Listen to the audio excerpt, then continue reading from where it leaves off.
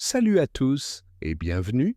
Vous êtes prêts à plonger dans un moment de détente et de sérénité? Je vous invite à vous installer confortablement, à relâcher toutes vos tensions et à laisser votre esprit voyager à travers une histoire douce et apaisante. Ensemble, prenons ce temps pour ralentir, rêver et se reconnecter avec notre imagination. Préparez-vous à une belle évasion. L'inspecteur Mathieu Lemoine serra son manteau autour de lui en descendant de la voiture. Le vent glacial de novembre soufflait à travers les montagnes, portant avec lui une odeur de terre humide et de bois brûlé. Devant lui, la route pavée s'achevait sur une large place où quelques maisons de pierre se dressaient, leurs volets fermés, comme si le village entier s'était refermé sur lui-même. Saint-Faustin était une de ces bourgades oubliées par le temps, coincée entre deux falaises et perdue au milieu des forêts. Un endroit où l'on chuchotait plus qu'on ne parlait, où chaque ombre projetée par les lampadaires semblait abriter un secret. Et ce matin-là, il était venu pour l'un de ces secrets. Le moine tira un carnet de sa poche et relut les quelques notes envoyées par la gendarmerie locale. Disparition de Paul Varnier, 43 ans. Dernière fois aperçu près du cimetière abandonné. Aucune trace, aucun indice. La mention du cimetière abandonné l'intriguait. Une vieille superstition. Un lieu maudit? Il haussa les épaules, résolu à obtenir des réponses. Il avança vers le café du faubourg, le seul établissement ouvert à cette heure matinale. En entrant, il sentit immédiatement le poids des regards se poser sur lui. 3 hommes, assis près du bar, interrompirent leur discussion. Une femme, dans un coin, arrêta de touiller son café. Tous savaient pourquoi il était là. Le patron, un homme trapu au tablier taché de café, s'approcha lentement. « Vous êtes l'inspecteur, c'est ça ?» Mathieu Lemoine, oui. Je viens pour la disparition de Paul Varnier. Le patron échangea un regard avec les clients. C'est une affaire compliquée, inspecteur. Le silence qui suivit en disait long. Vous allez me dire que c'est lié au cimetière oublié, n'est-ce pas? Lança le moine en posant son carnet sur le comptoir. Ce n'est pas nous qui le disons, murmura un vieil homme près de la fenêtre, la voix rauque. Ce sont les anciens. Les anciens? Ceux qui savent? Ceux qui ont vu? Le moine pinça les lèvres. Il n'était pas là pour écouter des contes de grand-mère. Bien. Qui est la dernière personne à avoir vu Varnier en vie? Un silence. Puis, une voix féminine s'éleva. C'était moi. Le moine se retourna. Près de la porte, une femme d'une trentaine d'années se tenait droite, un carnet de notes à la main. Émilie Rochefort, journaliste locale. Le moine et Émilie s'installèrent à une table à l'écart. Il observa la jeune femme. Des cheveux noirs attachés en queue de cheval, un regard vif, et cette posture que seuls les journalistes adoptent lorsqu'ils savent qu'ils détiennent des informations précieuses. « Vous disiez avoir vu Varnier avant sa disparition, » reprit-il en ouvrant son carnet. « Oui, » confirma-t-elle. 3 jours avant qu'il ne disparaisse, il était ici, au café. Il parlait de rêves étranges, de voix qu'il appelait depuis le cimetière. Il disait qu'il devait y aller, qu'il devait comprendre quelque chose. Le moine arqua un sourcil, et il y est allé. Oui, et il n'en est jamais revenu. Un frisson parcourut la nuque de l'inspecteur. Vous croyez à ces histoires de cimetières hantés » demanda-t-il à moitié moqueur. « Pas vraiment, » répondit-elle en croisant les bras. Mais elle hésita. Il y a quelque chose là-bas. Quelque chose qui fait peur aux gens d'ici. Elle fouilla dans son sac et en sortit une vieille coupure de journal jauni par le temps. Le Moine lut l'en-tête, 1952. Disparition mystérieuse près du cimetière de Saint-Faustin. Il y a 70 ans, un homme a disparu dans les mêmes circonstances. Aucun corps retrouvé, aucun indice. Juste une présence. Le Moine et Émilie quittèrent le café pour se rendre sur les lieux.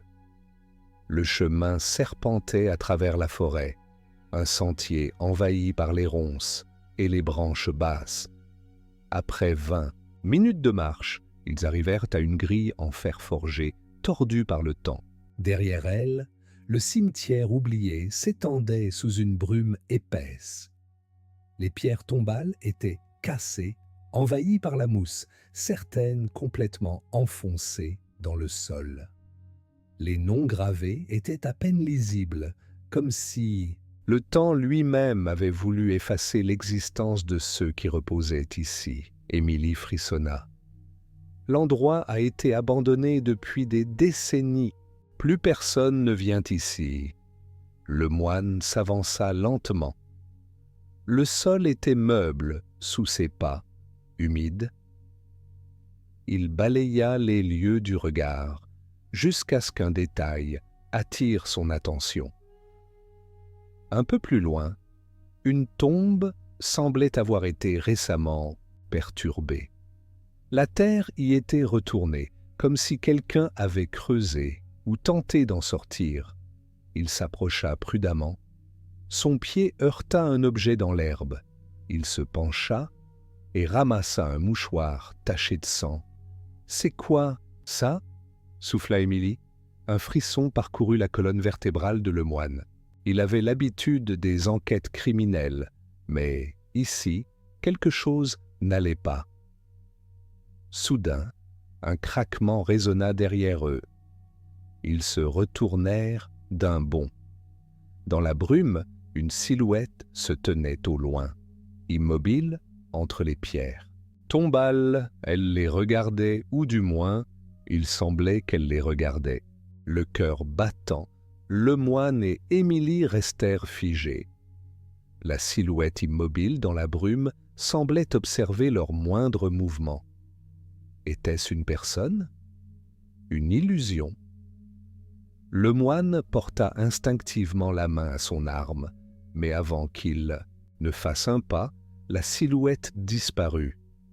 Un souffle de vent balaya la brume, révélant uniquement les tombes anciennes, usées par le temps. Il n'y avait plus rien. « Vous avez vu ça ?»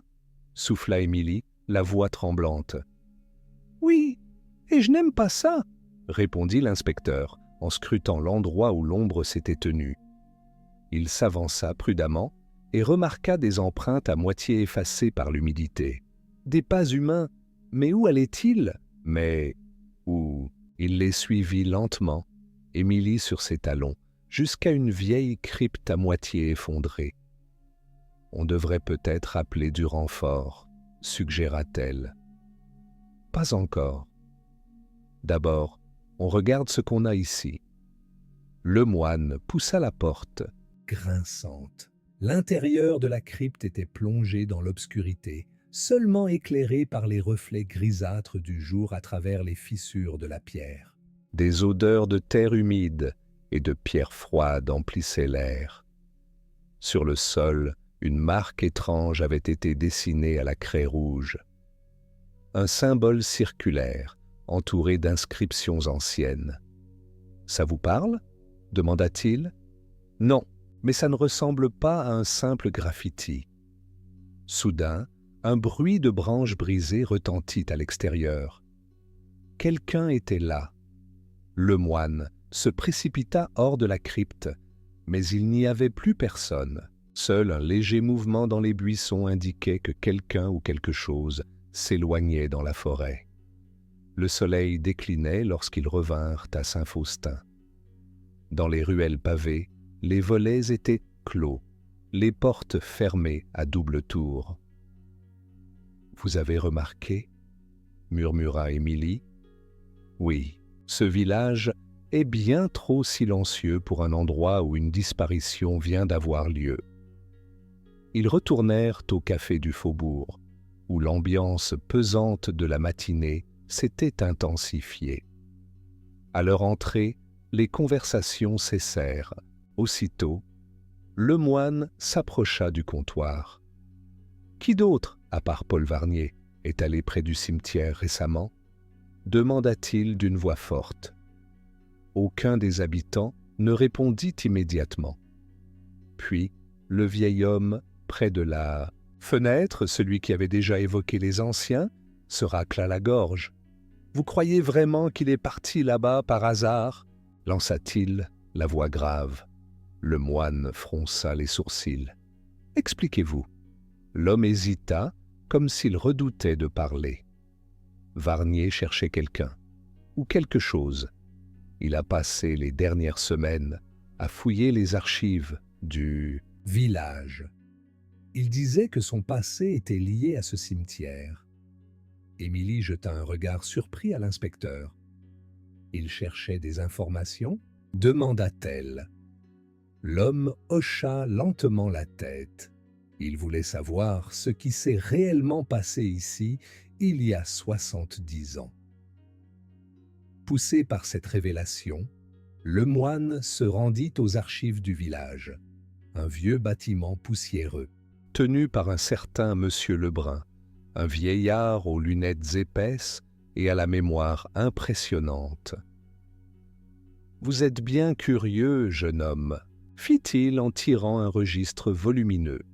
Le moine ouvrit le livre et parcourut les pages jaunies jusqu'à l'année 1952.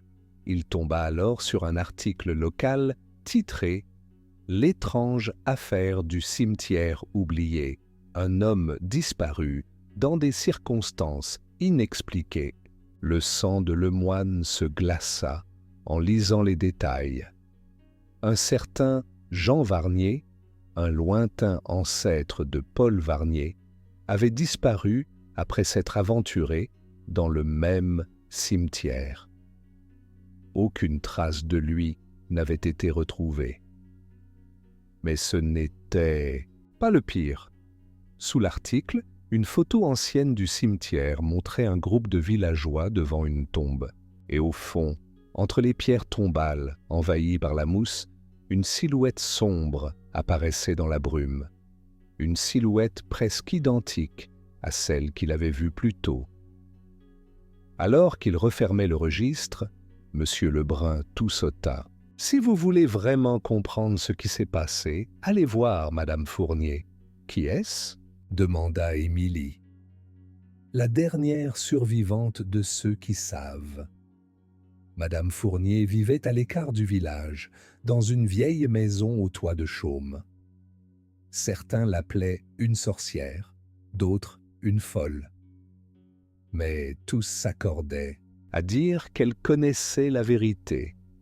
Le moine hésita un instant. « Vous croyez que ce qui est arrivé à Jean Varnier en 1952 est lié à la disparition de Paul Varnier aujourd'hui ?» Lebrun soupira.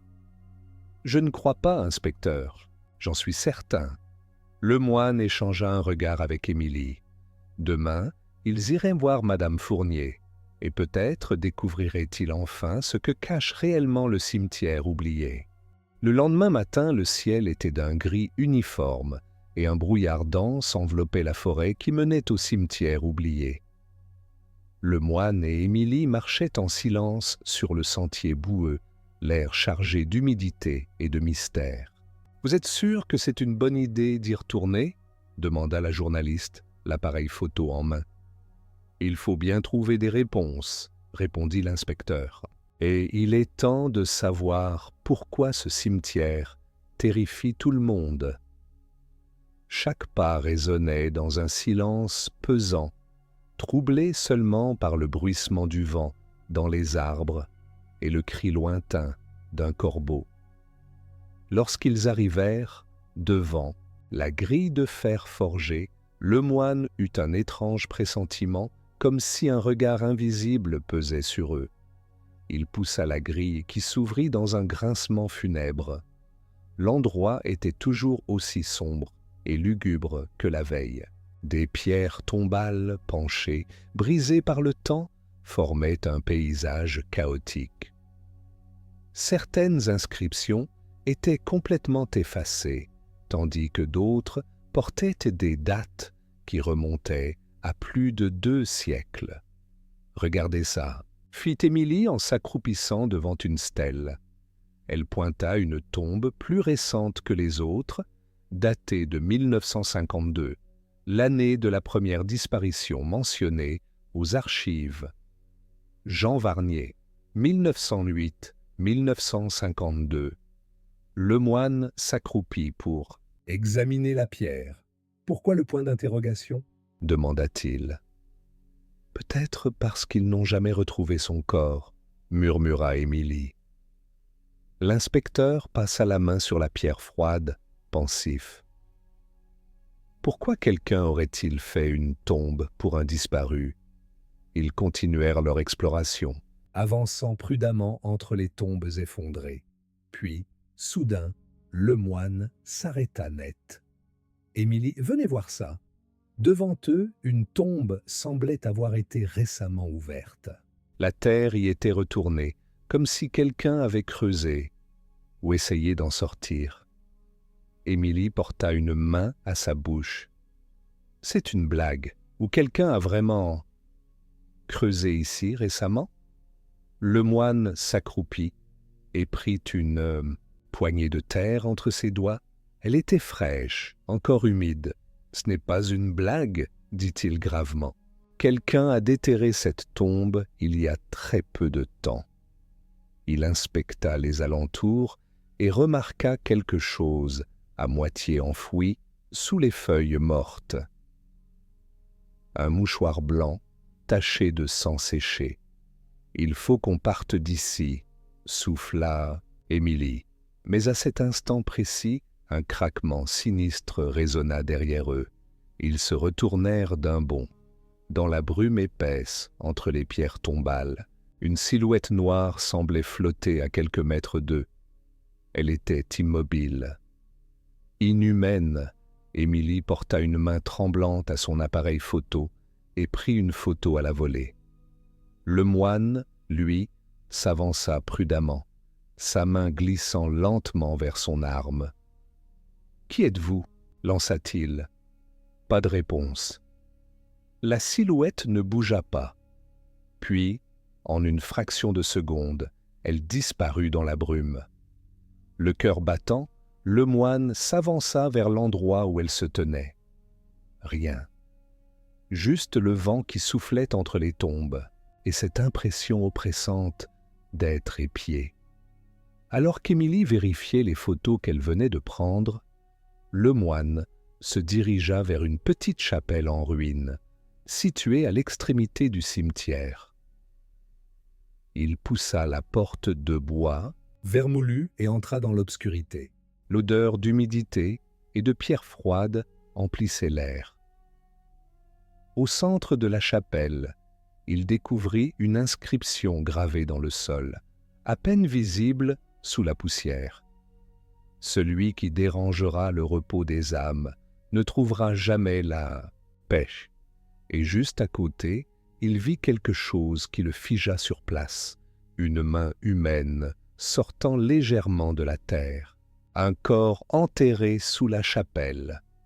Le moine ressortit en trombe, son visage livide. « On doit partir maintenant, » ordonna-t-il à Émilie. Ils coururent à travers le cimetière, refermant la grille derrière eux avant de s'engager sur le sentier. Du retour. « Vous avez vu quoi ?» demanda Émilie à bout de souffle. Le moine jeta un regard en arrière, vers le cimetière plongé dans la brume. Un corps, répondit-il simplement. Le silence tomba entre eux. Une seule question restait. À qui appartenait cette main sous la chapelle? Après leur découverte macabre au cimetière oublié, le moine et Émilie étaient retournés au village de Saint-Faustin. Malgré l'air froid de la nuit tombante, l'inspecteur sentait une sueur désagréable couler dans son dos. Il s'était rendu à l'unique auberge du village, un bâtiment ancien aux murs de pierre, dont la devanture était éclairée par une faible lanterne vacillante. L'atmosphère était pesante, presque suffocante, comme si les murs de ce lieu retenaient les secrets de ceux qui y avaient dormi avant eux. Le moine réserva une chambre et, après un repas silencieux, s'installa dans son lit. Mais le sommeil ne vint pas facilement. Son esprit était hanté par les images du cimetière, la tombe retournée, la silhouette spectrale, la main enterrée sous la chapelle. Puis, quelque chose d'étrange se produisit. Un rêve. Le moine se retrouva dans le cimetière, entouré d'une brume dense. Tout était silencieux. Pas un bruit, pas un souffle de vent. Puis une silhouette féminine apparut devant lui, vêtue d'une longue robe noire, immobile parmi les pierres tombales. Son visage était flou, indistinct. Elle leva lentement la main et pointa une tombe bien précise au loin. Le moine voulut s'approcher, mais soudain, un cri déchirant retentit dans la nuit. Il se réveilla en sursaut. Son cœur battait à tout rompre. La chambre était sombre, mais un détail attira immédiatement son attention. Sa fenêtre était entr'ouverte. Or, il était sûr de l'avoir fermée avant de dormir. Un frisson lui parcourut l'échine. Sur le dos, rebord de la fenêtre, un petit papier était posé, comme s'il avait été placé là exprès. Il s'en empara et lut les quelques mots griffonnés à la hâte. Abandonnez l'enquête, repartez, avant qu'il ne soit trop tard. Le moine serra le bout de papier entre ses doigts. Quelqu'un voulait l'éloigner de cette affaire. Mais qui? Et surtout, pourquoi? Il se leva, se dirigea vers la fenêtre et observa la ruelle en contrebas. Il faisait trop sombre pour voir quoi que ce soit, mais il avait la certitude qu'il était observé. Un craquement dans le couloir le fit se retourner brusquement. Il attrapa son arme et ouvrit la porte d'un geste sec. Rien. Le couloir était désert, mais une étrange odeur de terre humide flottait dans l'air. Au petit matin, il descendit dans la salle commune de l'auberge où Émilie l'attendait, visiblement épuisée. « Vous aussi, vous avez mal dormi ?» demanda-t-il en s'asseyant en face d'elle. Elle hocha la tête. « J'ai fait un rêve. Bizarre, avoua-t-elle en remuant son café. Le moine fronça les sourcils. « Une femme en noir ?» Émilie le regarda avec stupeur. « Comment vous savez ?» Ça, un frisson les traversa tous les deux. Il lui montra le billet anonyme qu'il avait trouvé sur sa fenêtre. « Quelqu'un essaie de nous faire peur. » Émilie observa le papier, son expression oscillant entre l'inquiétude et la curiosité. « Alors ça veut dire qu'on est sur la bonne piste, » murmura-t-elle. Le moine sourit légèrement. « C'est exactement ce que je me disais. » Alors qu'ils terminaient leur discussion, la porte de l'auberge s'ouvrit brusquement et une vieille femme entra, appuyée sur une canne en bois sculptée. Tous les regards se tournèrent vers elle. C'était Madame Fournier, la femme dont Monsieur Lebrun leur avait parlé. Le moine se leva immédiatement. « Madame Fournier ?» Elle le fixa d'un regard perçant. « Inspecteur Lemoine, nous devons parler. » Tout de suite, Lemoine et Émilie suivirent Madame Fournier jusqu'à sa maison, une bâtisse en pierre à l'écart du village, recouverte de lierre. L'intérieur était sombre, rempli de vieux objets, de livres anciens et d'odeurs de cire et de plantes séchées. Madame Fournier s'assit lentement dans un fauteuil usé et posa ses mains tremblantes sur ses genoux. « Vous cherchez Paul Varnier, n'est-ce pas ?» Lemoine hocha la tête. « Il est lié à cette histoire, à ce qui s'est passé ici il y a 70 ans. Ce n'est pas une simple disparition, reprit-elle d'une voix rauque. C'est une répétition. » L'inspecteur la regarda attentivement. « Que voulez-vous dire ?» Elle inspira profondément. « L'histoire de ce village est marquée par un rituel interdit, un secret que seuls les anciens connaissent. Il y a eu des sacrifices. » Émilie écarquilla les yeux. « Des sacrifices ?» Madame Fournier hocha lentement la tête. « Il y a longtemps, un pacte a été scellé avec une force que nous ne comprenions pas. Et ce pacte, inspecteur, n'a jamais été brisé. » Un silence pesant s'installa. Lemoine croisa les bras.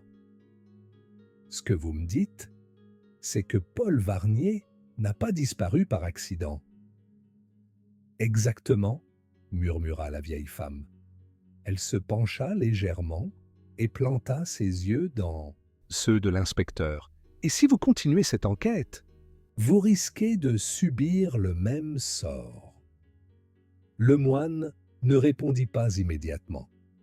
Il réfléchissait à tout ce qu'il venait d'apprendre. Il savait que quelque chose de bien plus grand se cachait derrière cette affaire. Mais une chose était sûre. Il ne reculerait pas. Il se leva et fixa Madame Fournier droit dans les yeux. « Dites-moi tout ce que vous savez. » Elle soupira, résignée. « Alors venez. Il est temps de vous montrer ce que cache réellement ce village. » Lemoine et Émilie se jetèrent un regard complice avant de suivre la vieille femme dans une pièce adjacente.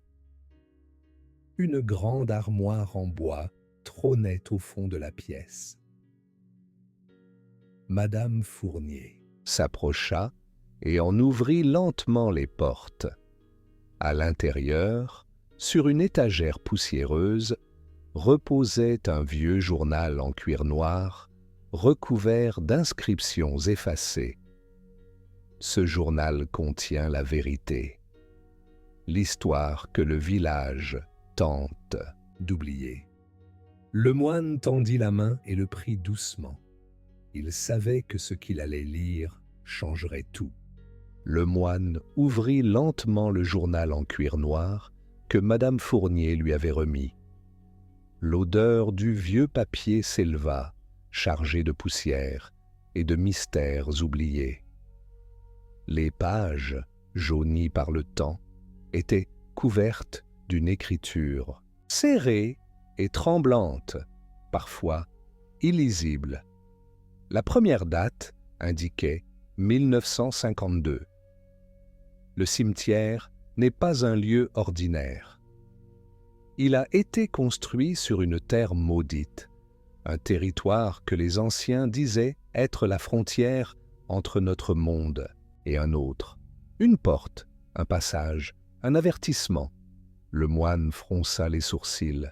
« Qu'est-ce que cela signifie ?» demanda-t-il à Madame Fournier. Elle s'installa dans son fauteuil et croisa les mains sur ses genoux. « Ce que vous lisez là est le journal d'Adrien Valcourt, un ancien prêtre du village. C'est lui qui, le premier, a compris ce qui se passait ici et qui a tenté de l'arrêter. » Émilie, fascinée, feuilletait rapidement les pages. Il parle de disparitions sur plusieurs décennies. Certaines personnes du village ont simplement cessé d'exister. Le moine serra la mâchoire. « Vous pensez que Paul Varnier a subi le même sort? Madame Fournier soupira. Ce n'est pas une simple disparition, inspecteur. C'est un appel. Lemoine et Émilie continuaient à lire les extraits du journal, et une histoire terrifiante se dessinait sous leurs yeux. Lors d'un hiver cruel, en 1856, une maladie frappa Saint-Faustin. Les récoltes furent perdues, la famine menaçait le village. Les habitants, désespérés, se tournèrent vers un homme étrange, un étranger arrivé quelques mois plus tôt. Il prétendait pouvoir les sauver, en échange d'un prix.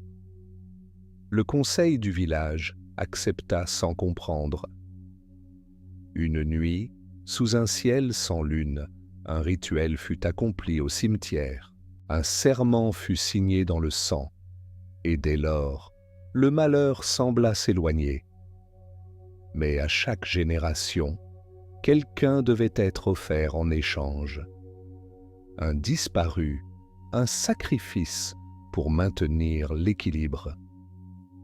Lemoine ferma le journal brusquement. Vous êtes en train de me dire que les disparitions dans ce village sont ritualisées? Madame Fournier hocha lentement la tête. Chaque fois que le village oublie, la malédiction revient et réclame son dû. Lemoine se leva, les poings serrés. Vous dites que ce journal appartient à Adrien Valcourt. Qu'est-il devenu? Madame Fournier baissa les yeux. On dit qu'il a disparu comme les autres. Mais certains pensent qu'il a trouvé un moyen d'arrêter la malédiction. L'inspecteur échangea un regard avec Émilie. Si c'est vrai, nous devons trouver ce qu'il savait. Madame Fournier hésita. Il existe un endroit, une ancienne crypte sous l'église. Si une vérité existe encore, elle se trouve là. Ils quittèrent la maison de Madame Fournier sous un ciel couvert, la neige commençant à tomber légèrement. L'église du village était un bâtiment imposant, construit en pierre grise. Son clocher solitaire veillant sur le village comme un gardien silencieux. Lemoine et Émilie poussèrent la lourde porte en bois et entrèrent dans l'obscurité parfumée à l'encens. Le père Augustin, un vieil homme à la silhouette frêle, les observa avec méfiance. « Que venez-vous chercher ici ?» Le moine ne perdit pas de temps. « La crypte sous l'église ? Nous savons qu'elle existe. » Un silence tendu s'installa. Le prêtre soupira. « Vous vous aventurez sur un chemin dangereux, inspecteur. Certains secrets devraient rester enterrés. » Le moine ne broncha pas. « Et pourtant, nous devons les exhumer. » Le père Augustin les mena lentement vers une porte verrouillée derrière l'autel. « Soyez prudents. Ce qui est en bas ne dort jamais. » Vraiment. Il ouvrit la porte, révélant un escalier de pierre s'enfonçant dans les ténèbres. Armés de lampes torches, ils descendirent les marches couvertes de mousse et de poussière. L'air était plus froid ici, chargé d'une odeur d'humidité et de pierre ancienne. À la lueur des torches, ils découvrirent une salle voûtée, aux murs couverts de symboles gravés. « Regardez ça !» murmura Émilie. Elle montra une pierre, portant une inscription en latin. « Ne réveillez pas ceux qui sont tombés. Laissez les âmes errer en paix. » Mais ce qui attira le plus l'attention de Lemoine fut un cercueil de pierre posé au centre de la crypte. Sur son couvercle était gravé un nom, Aderlaine Valcourt-Émilie, déglutie. Vous croyez qu'il est là-dedans? Le moine passa sa main sur la pierre froide. Il y a un seul moyen de le savoir. D'un effort combiné, ils poussèrent le couvercle. L'intérieur du cercueil était vide, mais un objet métallique brillait sous la poussière. Le moine le ramassa. C'était une clé, ancienne, enveloppée dans un morceau de tissu usé. Sur le tissu, une phrase était écrite d'une main tremblante. La porte de la vérité s'ouvrira là où les âmes murmurent encore. Ils échangèrent un regard. L'enquête venait de prendre un nouveau tournant, et la prochaine étape les attendait dans les profondeurs du cimetière oublié. Dans l'obscurité oppressante de la crypte, le moine serrait la clé ancienne trouvée dans le cercueil d'Adrien Valcourt. L'air était froid et chargé d'humidité, comme si le temps lui-même s'était figé en ce lieu. Émilie, toujours fascinée par les inscriptions murales, murmura « La porte de la vérité s'ouvrira là où les âmes murmurent encore. » L'inspecteur observa la clé sous la lueur vacillante de sa lampe torche. Son métal était rongé par le temps, mais son importance était indéniable. « Cette clé ouvre quelque chose d'important, » fit-il. Émilie hocha la tête, pensive. « Il n'y a qu'un seul endroit où nous n'avons pas encore cherché.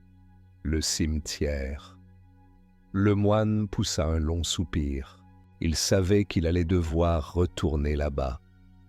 Le soleil commençait à se coucher lorsqu'ils arrivèrent devant la grille rouillée du cimetière oublié. Le vent soufflait à travers les arbres, faisant craquer les branches et soulevant une fine brume au-dessus des tombes. Le moine passa en premier, la main sur son arme, ses sens en alerte. « On reste ensemble, » dit-il à Émilie. Ils avancèrent lentement entre les pierres tombales, cherchant le moindre indice. Puis, Émilie s'arrêta, net. « Regardez là-bas !» Elle pointa une tombe qui semblait différente des autres. Plus massive, taillée avec soin, et pourtant marquée par l'âge, une serrure était incrustée dans la pierre, presque invisible sous la mousse. Le moine brandit la clé de la crypte. « Je crois qu'on a trouvé la porte de la vérité. » Le moine inséra lentement la clé dans la serrure. Clic, la pierre trembla légèrement. Puis un bruit sourd résonna. Avec effort, ils poussèrent la dalle qui s'ouvrit dans un grincement assourdissant, révélant un escalier de pierre s'enfonçant dans l'obscurité. « C'est quoi cet endroit ?» chuchota Émilie. Le moine descendit le premier, lampe en main. L'escalier débouchait sur un tunnel souterrain, creusé à même la roche. L'odeur de terre humide et de renfermé envahit leurs narines. « Quelqu'un a caché quelque chose ici il y a très longtemps, » murmura l'inspecteur. Ils s'enfoncèrent plus profondément dans le passage, éclairant les murs, où d'anciennes fresques représentaient des silhouettes humaines agenouillées devant une ombre immense. Émilie frissonna. Ça ressemble à un rituel. Mais avant qu'ils ne puissent en voir plus, un bruit derrière eux les fit sursauter. Une porte venait de se refermer violemment. Émilie poussa un cri. « Le moine !» L'inspecteur se retourna. Elle avait disparu. Le moine se précipita vers l'endroit où Émilie se tenait quelques secondes auparavant. « Émilie !» Son cri résonna dans le tunnel, mais seule une obscurité inquiétante lui répondit. Il balaya les murs de sa lampe torche, cherchant un passage secret ou une autre issue. Un courant d'air froid passa sur sa nuque, accompagné d'un murmure à peine audible. « Pars, pars tant qu'il en est encore temps. » Le moine dégaina son arme et avança lentement. Puis il vit quelque chose au sol, l'appareil photo d'Émilie brisé en morceaux. Son cœur se serra. Quelque chose l'avait enlevé. Dans un coin du tunnel, un mouvement attira son attention. Une ombre immense se fondait dans la pierre, mouvante, presque vivante. Le moine braqua sa lampe torche, et le faisceau traversa la silhouette comme si elle n'existait pas réellement. Puis, dans un murmure glacial, une voix s'éleva. « Tu es allé trop loin. Maintenant, il est trop tard. » Le moine sentit un frisson remonter le long de son échine. Il recula prudemment, le souffle court. Il devait retrouver Émilie, mais la question qui le hantait était-elle encore en vie? Le moine était seul. Debout dans l'obscurité, le souffle court, il fixait l'appareil photo brisé d'Émilie gisant sur le sol poussiéreux du passage souterrain. La lampe torche dans sa main tremblait légèrement alors qu'il balayait les murs de lumière. Les fresques anciennes représentaient toujours ces mêmes silhouettes agenouillées devant une ombre immense, mais à présent, elles semblaient plus menaçantes. Un silence absolu régnait sous terre. Puis, un bruit sourd résonna dans le tunnel, un écho lointain. Comme des pas, mais d'où venaient-ils? Le moine savait qu'il devait rester lucide. Il prit une grande inspiration et s'accroupit pour examiner l'appareil d'Émilie. L'écran était fissuré, mais la carte mémoire semblait intacte. Il la glissa dans sa poche. Puis il remarqua autre chose, des traces de pas dans la poussière du tunnel. Elles semblaient tirer quelque chose vers un passage plus profond. Le cœur battant, il serra son arme et s'engagea dans le couloir. L'air devint plus froid à chaque pas, et une odeur étrange, un mélange de terre humide et de cendres, flottait dans l'air. Au bout d'une vingtaine de mètres, il vit une porte de pierre, entr'ouverte. Un faible bruit de respiration venait de l'autre côté. Il poussa lentement la porte. Le moine découvrit une pièce voûtée, éclairée par de vieilles torches encore allumées. Le sol était recouvert de symboles gravés, formant un large cercle au centre de la salle. Sur les murs, des inscriptions en latin racontaient une histoire ancienne. Une phrase attira immédiatement son attention. Celui qui franchit la porte des âmes ne peut en ressortir que s'il est accepté.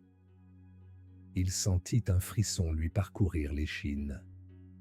Puis, son regard se posa sur quelque chose d'encore plus glaçant. Émilie était là, allongée au sol, inconsciente. Le moine se précipita vers elle et vérifia son pouls. Elle respirait encore, mais son visage était étrangement pâle et ses doigts crispés comme si elle avait agrippé quelque chose avant de perdre connaissance. « Émilie, réveillez-vous !» Elle ouvrit soudainement les yeux, mais ils étaient pleins de terreur. Elle attrapa le bras de le moine et murmura « Il est là !» Le moine sentit une ombre passer derrière lui. Il se retourna d'un bond. Dans un coin sombre de la pièce, quelque chose se mouvait lentement. Une silhouette indistincte, haute et courbée, comme un être humain dont les membres étaient étirés au-delà de l'anatomie normale. Son visage était flou, sans traits distincts, comme s'il ne devait pas exister dans ce monde. Puis une voix résonna dans la salle, un murmure froid qui semblait émaner des murs eux-mêmes. « Vous avez réveillé ce qui devait rester oublié. » Le moine se redressa, pointant son arme vers la créature. « Qui êtes-vous » L'ombre ne répondit pas. Mais les torches s'éteignirent d'un seul coup, et la terreur devint absolue. Dans l'obscurité totale, le moine attrapa Émilie et la souleva. « Tenez bon, on sort d'ici !» Il se précipita vers l'entrée de la salle. Mais le passage semblait avoir rétréci, comme si la pierre elle-même tentait de les retenir. Derrière eux, un bruit inquiétant résonnait, un grattement suivi d'un souffle rauque. Puis un rire creux, inhumain. Le moine accéléra. Il savait que s'il se retournait, il verrait quelque chose qu'il ne devait pas voir. Après une course effrénée à travers le tunnel, ils atteignirent enfin l'escalier de pierre. Le moine poussa la dalle de la tombe et ils émergèrent dans le cimetière, à bout de souffle. Le vent nocturne fouettait leurs visages. Tout était silencieux, comme si rien ne s'était passé. Mais le moine savait que ce n'était pas fini. Il aida Émilie à se relever. Elle tremblait encore. « Le moine !»« Je l'ai vu. »« Quoi ?» demanda-t-il essoufflé. Elle le regarda, terrifiée. L'homme sans visage. L'inspecteur sentit son estomac se nouer. Il se retourna lentement vers le cimetière. Là, dans l'ombre d'une tombe, quelque chose les observait encore. Le cimetière oublié était plongé dans une obscurité oppressante. La brume rampait entre les tombes comme un voile spectral et le vent soufflait doucement à travers les branches noueuses des arbres. Le moine et Émilie, encore sous le choc de leur fuite du souterrain, se tenaient à bout de souffle à l'entrée du cimetière. « On doit partir d'ici maintenant », souffla Émilie, les mains tremblantes. Mais le moine était figé. Dans les ombres du cimetière, quelque chose les observait, une silhouette haute et immobile, son corps indistinct semblant absorber la lumière. Il n'avait pas de visage, juste une présence étouffante, un vide impossible à ignorer. Puis, dans un murmure qui semblait résonner dans leur tête, la chose parla. « Vous êtes allés trop loin, vous ne pouvez plus fuir. » Le moine dégaina son arme et braqua la silhouette. « Qui êtes-vous » cria-t-il. L'ombre ne bougea pas. Puis, lentement, elle leva une main déformée, indiquant une tombe derrière eux. Le moine échangea un regard avec Émilie. « C'est un piège, » murmura-t-elle. Mais l'inspecteur savait qu'il n'avait plus le choix. Il s'avança lentement vers la tombe désignée. Les lettres gravées étaient à moitié effacées, mais un nom était encore lisible, Jean Varnier, 1908-1952, le même nom que celui trouvé aux archives. Un frisson glacé parcourut son échine. « Pourquoi nous montrer ça ?» demanda-t-il. L'ombre s'anima légèrement et son murmure devint plus fort. « Vous devez comprendre pour que tout cesse. » Enfin, Émilie s'agenouilla près de la tombe et passa sa main sur la pierre froide. Jean Varnier, c'était l'ancêtre de Paul Varnier. Elle tourna un regard inquiet vers le moine. « Vous pensez qu'il a subi le même sort que lui ?» L'ombre ne répondit pas. Mais soudain, la terre sous leurs pieds se mit à trembler. Une fissure s'ouvrit autour de la tombe et quelque chose, quelqu'un, remonta lentement à la surface. Une main squelettique, couverte de restes de tissu, en lambeaux, émergea de la terre, puis un bras, puis une silhouette tout entière. Un cadavre desséché, les orbites vides levées vers eux. Émilie étouffa un cri, reculant précipitamment. Le moine, lui, resta figé, horrifié. Le mort ouvrit la bouche, et d'une voix brisée, il murmura « Enfin, vous êtes là. » La chose... Jean Varnier tenta de s'extirper de la tombe, mais il était retenu.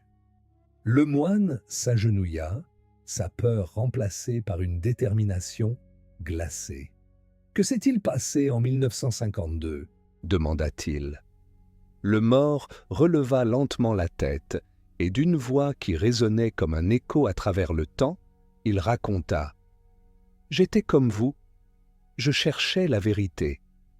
J'ai trouvé ce que le village cachait. Mais le pacte ne pouvait être brisé. Alors ils m'ont enfermé ici. » Le moine sentit son cœur se serrer. « Qui vous a enfermé ?» Le cadavre trembla. Puis, dans un râle, il prononça un nom. Adrien Valcourt, le prêtre, celui qui, selon les archives, avait tenté d'arrêter la malédiction. Mais si Jean Varnier disait la vérité, alors Valcourt ne l'avait pas arrêté. Il avait scellé la malédiction. L'ombre sans visage s'avança lentement. « Vous savez maintenant. Mais que choisirez-vous » Le moine comprenait. S'il laissait Jean Varnier là, la malédiction continuerait.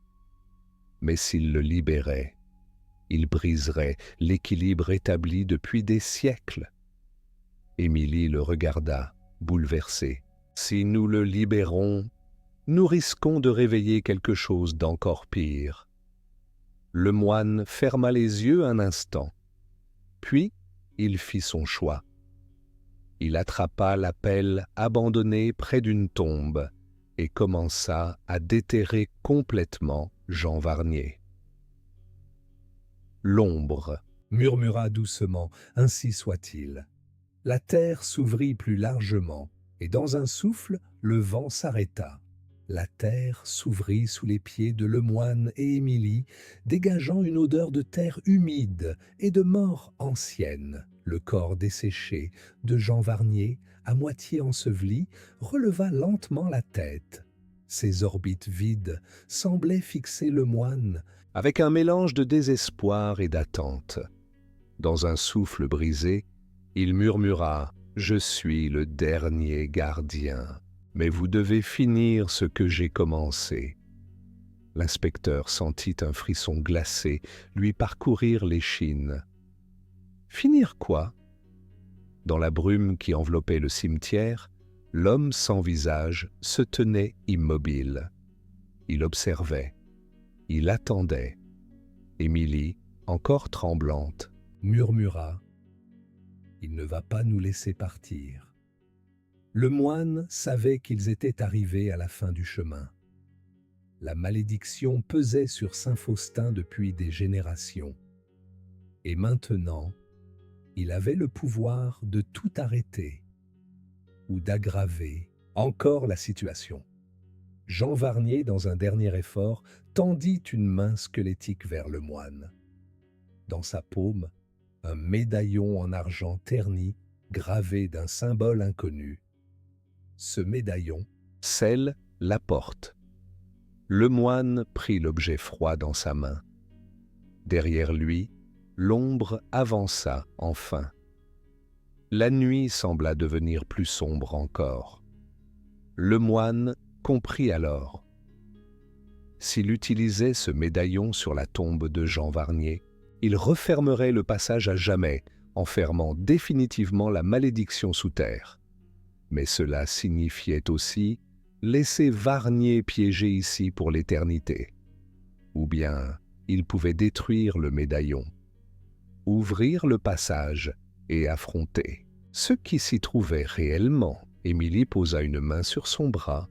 « Si nous scellons la malédiction, le village sera enfin libre. » Mais le moine fixa Jean Varnier. Avait-il le droit de condamner une âme pour sauver les autres? Un vent glacé balaya le cimetière. L'ombre tendit une main vers le moine. Des visages spectrales apparurent dans l'obscurité, des âmes perdues qui murmuraient des prières oubliées. Le temps semblait suspendu. Le moine serra le médaillon entre ses doigts. Puis il prit sa décision. Dans un geste rapide, il Ajoutez, ici votre choix, sceller la malédiction ou ouvrir le passage pour déterminer la fin de l'histoire. Quel que soit son choix, une chose était certaine, rien ne serait plus jamais pareil. Le moine tenait fermement le médaillon en argent dans sa main tremblante. Autour de lui, le cimetière semblait hors du temps, figé dans une obscurité surnaturelle. L'ombre sans visage n'attendait plus, elle exigeait une réponse. D'un côté, Jean Varnier, prisonnier de la malédiction depuis 1952, le suppliait du regard. De l'autre, Émilie, haletante, murmurait « Qu'allez-vous faire ?» Le moine prit sa décision. Option 1. Il referme le passage. Le moine serre le médaillon, ferme les yeux et le place sur la tombe de Varnier. Une lumière glacée jaillit, la terre tremble et les âmes maudites hurlent en s'évanouissant. Jean. Varnier est définitivement enfermé sous terre avec le secret de la malédiction. L'ombre sans visage s'efface lentement, vaincu. Le village de Saint-Faustin est libre. Mais le moine sait qu'il a sacrifié une âme innocente, un poids qu'il portera toute sa vie. Option 2. Il brise le médaillon le moine, jette le médaillon au sol et l'écrase sous sa botte. Un cri spectral déchire la nuit et la terre s'ouvre en un gouffre immense. Des silhouettes sortent des profondeurs, libérées après des siècles de captivité. Jean Varnier reprend son souffle et regarde le moine avec gratitude. Mais l'ombre sans visage s'anime soudainement et hurle de rage. Un torrent de brume noire engloutit le cimetière et une voix murmure « Vous avez réveillé quelque chose que vous ne pouvez pas comprendre. Le village de Saint-Faustin ne sera plus jamais le même. Le moine a gagné. » Mais à quel prix? Le lendemain matin, la tempête de la nuit passée semblait n'avoir jamais existé. Le cimetière était toujours là, mais différent. Certaines tombes avaient disparu et les inscriptions effacées avaient été remplacées par de nouveaux noms. Le moine et Émilie étaient les seuls à se souvenir de ce qui s'était passé. Les habitants du village n'avaient plus aucun souvenir des événements, comme si le passé avait changé. Le moine regarda Émilie et murmura « Nous avons fermé un chapitre, mais l'histoire n'est pas terminée. » Elle hocha la tête. « Alors, que fait-on maintenant ?» L'inspecteur esquissa un sourire fatigué. « On garde un œil ouvert, juste au cas où. » Alors qu'il quittait Saint-Faustin, un dernier regard vers le cimetière révéla une silhouette lointaine entre les pierres tombales. Un homme sans visage, figé dans la brume, observant, attendant. Merci d'avoir pris le temps de regarder cette vidéo. Si vous avez aimé ce moment de détente, n'oubliez pas de laisser un petit like, de vous abonner à la chaîne pour ne rien manquer et d'activer la cloche pour être alerté des prochaines histoires. Votre soutien fait toute la différence et m'aide à continuer à partager ces instants avec vous. À très bientôt pour une nouvelle aventure.